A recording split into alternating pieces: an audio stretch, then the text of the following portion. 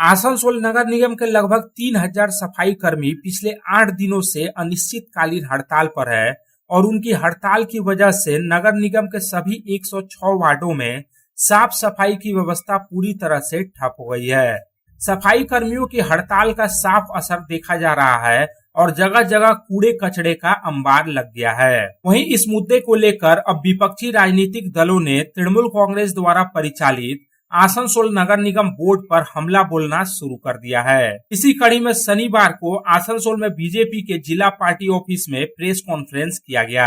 Press conference के दौरान BJP के जिला अध्यक्ष देवतनु भट्टाचार्य और वरिष्ठ बीजेपी नेता कृष्णेंदु मुखर्जी ने आसनसोल नगर निगम प्रशासन पर निष्क्रियता के आरोप लगाए। बीजेपी के जिला अध्यक्ष देवतनु भट्टाचार्य ने कहा कि आसनसोल नगर निगम बोर्ड से लेकर राज्य सरकार भी पूरी तरह से विफल साबित हो रही है।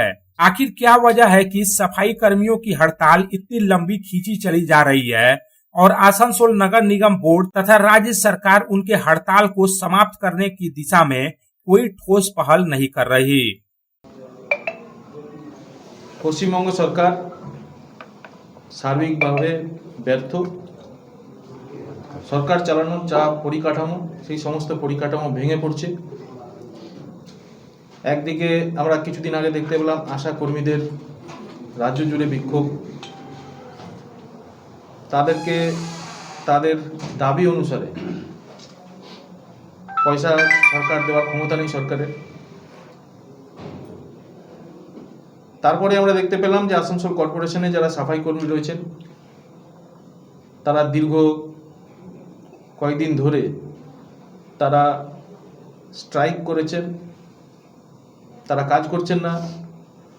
গোটা শহর জুড়ে পরিষ্কার পরিচ্ছন্নতার যে কাজ, যে গুরুত্বপূর্ণ কাজ তারা করেন সেই কাজ হচ্ছে না এবং এর কারণ তাদের দাবি তাদের বেতন বাড়াতে হবে এবং তাদের যে পিএফ এর টাকা কাটা হয়েছে সেই পিএফ এর টাকা তাদের পিএফ অ্যাকাউন্টে জমা হয়নি। এই যে অব্যবস্থা এবং পিএফ এর টাকা কাটার পরে সেই টাকা জমা না হওয়া এটা একটা অফেন্স।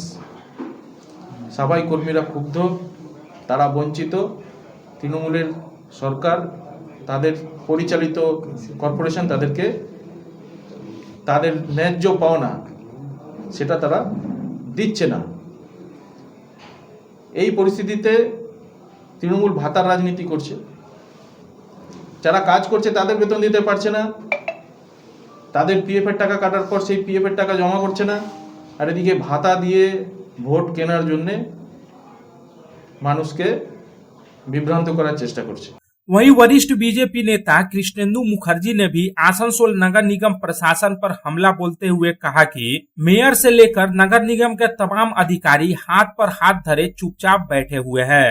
माध्यमिक परीक्षा के समय सफाई कर्मियों की हड़ताल का खामियाजा आम जनता को भुगतना पड़ रहा है, लेकिन तृणमूल कांग्रेस के नेताओं को इससे कोई फर्क नहीं पड़ता। ব্যাহত ত্রাহি ত্রাহি রব উঠেছে আসানসোল শহর জুড়ে এবং সবচেয়ে দুর্ভাগ্যপূর্ণ বিষয় হচ্ছে এর মধ্যে মাধ্যমিক পরীক্ষা চলছে। এই জঞ্জাল পার করে সব পরীক্ষার্থীদের পরীক্ষা দিতে যেতে হচ্ছে, প্রত্যেক দিন দৈনন্দিন কাজকর্মে সবাইকে বেরোতে হচ্ছে।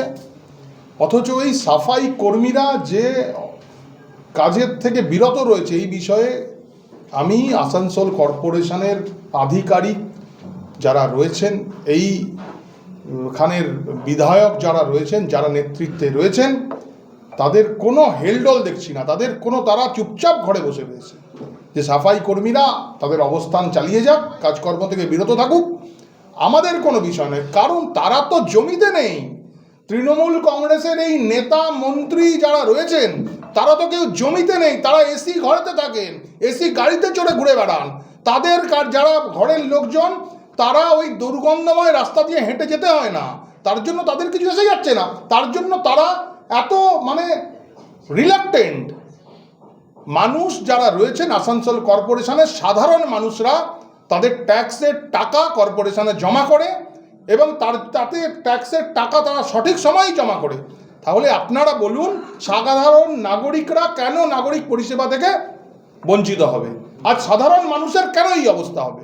बहरहाल कुल मिलाकर देखा जाए तो विपक्षी राजनीतिक दल जिस प्रकार से सफाई कर्मियों के हड़ताल के मुद्दे पर लगातार आसनसोल नगर निगम बोर्ड को घेरने में जुटे हैं, ऐसे में अब यह देखना दिलचस्प होगा कि सफाई कर्मियों की हड़ताल समाप्त करने की दिशा में आसनसोल नगर निगम बोर्ड की तरफ से क्या ठोस कदम उठाए जाते हैं।